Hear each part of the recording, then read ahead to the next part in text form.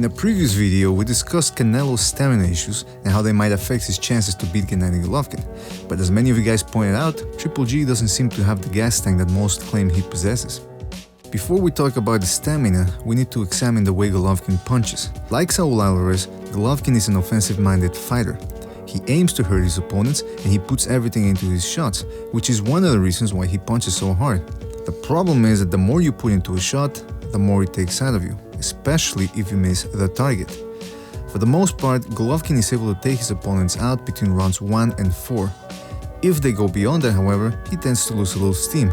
Again, this is normal since he puts so much energy into his shots.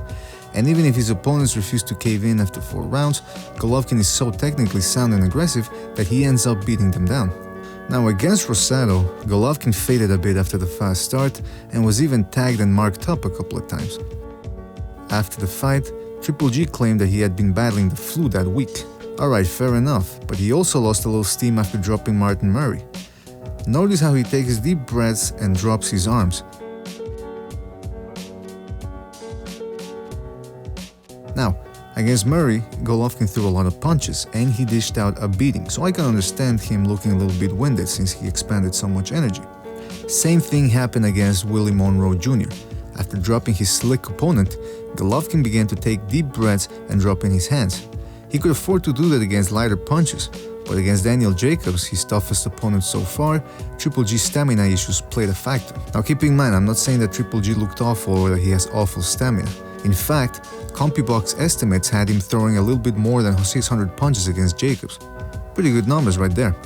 However, when it was time to turn the pace up in the later rounds, he failed to overwhelm Jacobs the way he did other opponents, and there was a drop of activity from him. Was this because Jacobs was a bigger guy?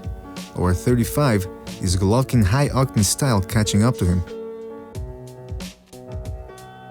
Keep in mind, Canelo has good defense and has the ability to wear guys down with his offense.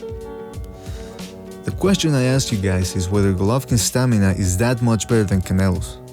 Tell us what you think in the comments below, don't forget to subscribe, and as always, we will see you on the next one.